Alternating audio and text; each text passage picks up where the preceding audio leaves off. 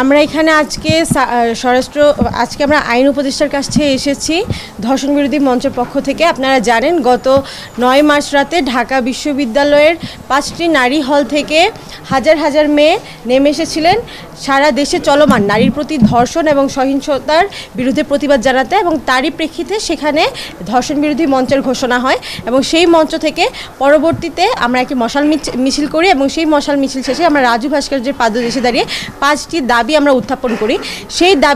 সেই দাবিটি আজকে আমরা ফর্মালভাবে আইন উপদেষ্টার কাছে স্মারকলিপি আকারে প্রদান করতে এসেছিলাম। এবং আমাদের এই মূলত 5টি দাবির মধ্যে মূলত ছিল প্রথমত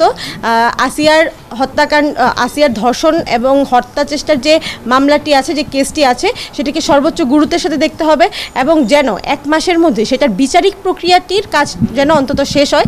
এবং আমরা আশা করছি আমাদের পক্ষ থেকে এটা সর্বোচ্চ শাস্তি মৃত্যুদণ্ড নিশ্চিত করা হবে, যাতে এটা সারা বাংলাদেশের সামনে একটা দৃষ্টান্ত হয়ে থাকে, বাংলাদেশে একটা ইতিহাসের মাইলফলক হয়ে থাকে, যেন কোনো ধর্ষক বা নিপীড়ক এহেন নিকৃষ্ট কাজ করার আগে এই দৃষ্টান্তের কথা একবার ভাবে।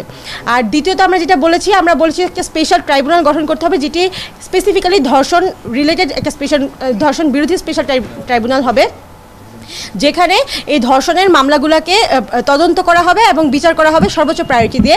এবং একই সাথে আমরা এই স্মারকলিপিতে উল্লেখ করেছি পূর্ববর্তী সময়ে যে ক্ষমতাসীন যে ব্যক্তিদের দ্বারা যে ধর্ষণগুলো সংঘটিত হয়েছে, তারা আইনি ফাঁকফোকরের ভিতর দিয়ে তারা সেখান থেকে বের হয়ে গিয়েছে এবং তাদেরকে সরকার বিচারের আওতায় নিয়ে আসে নাই। আমরা মনে করি এই স্পেশাল ট্রাইব্যুনাল একই সাথে সেই পুরনো মামলাগুলোকে পুনরায় তদন্ত চালু করবে এবং তদন্ত প্রক্রিয়া চালু করবে এবং সেগুলো বিচার কার্য করবে। আমরা বিশেষ করে এখানে সোহাগী জাহান তনু এবং মুনিয়ার কেসের কথা বলেছি এবং একই সাথে র্যাব কর্মকর্তা কর্তৃক যে হেফাজতে থাকা যে নারীকে রোজা ভাঙিয়ে ধর্ষণ করার যে ঘটনাটা ঘটেছে, এই ঘটনাটির কথাও আমরা উল্লেখ করেছি। আমরা বলেছি ক্ষমতা কাঠামোর সাথে রিলেটেড প্রত্যেকটা মানুষের বিচার রাষ্ট্রপক্ষ থেকে নিশ্চিত করতে হবে। এবং তৃতীয়ত আমরা বলেছি এই সারা দেশে নারী যে নিরাপত্তাহীনতায় ভুগছে, সেই বিষয়ে ব্যর্থতার দায় স্বীকার করে রাষ্ট্রকে জবাবদিহিতা করতে হবে। আমরা বিশেষ করে আইন উপদেষ্টা, স্বরাষ্ট্র উপদেষ্টা এবং মহিলা এবং শিশু বিষয়ক উপদেষ্টার কথা বলেছি আমরা।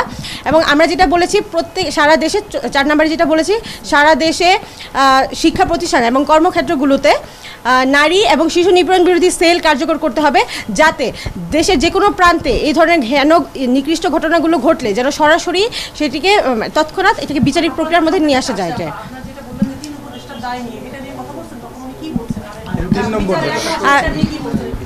জি, বিচারের আমি একটু শেষ করি। লাস্ট আমাদের আরেকটা দাবির কথা যেটা ছিল, সেটা আমাদের দেশে ধর্ষণ রিলেটেড যে আইনগুলো আছে, সেগুলো অনেক ক্ষেত্রেই আইনি পরিভাষায় অস্পষ্টতা আছে এবং ভেগনেস আছে, যেগুলোকে সংজ্ঞায়নে ভুল আছে। এই জিনিসগুলোকে ব্যবহার করে ধর্ষকরা সেখান থেকে ফাঁকফোকর দিয়ে বের হয়ে যায়। আমরা বলেছি যেন এই আইনগুলো রিফরমেশন করা হয়, যথাযথ সংজ্ঞায়ন করা হয়, ধারা উপধারাগুলোকে আরও সুস্পষ্টকরণ করা হয়।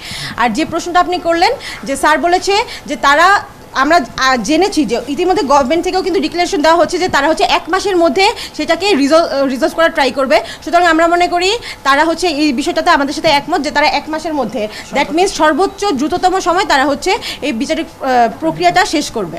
এবং আরেকটা কোয়েশ্চেন যেটা করেছিলেন, জি, 3 উপদেষ্টা আমরা ইতিমধ্যে দেখেছি 2 জন উপদেষ্টা তার দায় স্বীকার করেছেন এবং এটা নিয়ে প্রকাশে তারা বলেছেন যে তারা নারীদেরকে নিরাপত্তা দিতে ব্যর্থ হয়েছেন, সেটার জন্য তারা আন্তরিকভাবে দুঃখিত।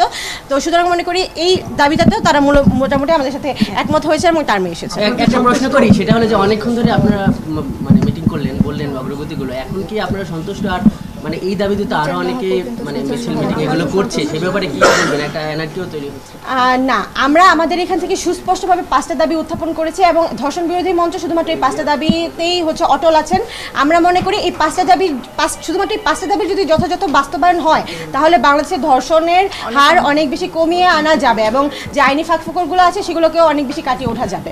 সুতরাং আজকের স্যার আমাদের সাথে যেভাবে আলোচনা করেছেন, আমরা আপাতত আশ্বস্ত হয়েছি। বাট আমরা আমরা আসিয়ার যেই মামলাটা আছে সেটা কিভাবে প্রসেস হচ্ছে সেটাকেও আমরা মনিটরিংয়ে রাখবো, সেটাতেও আমরা খেয়াল রাখবো এবং বিশেষ ট্রাইব্যুনাল আসলে গঠন করা হচ্ছে কিনা সেটাভাবে কাজ করছে, সেটাতেও আমরা আপাতত কর্মসূচি নেই না, আপাতত আমাদের আর কোনো ধন্যবাদ।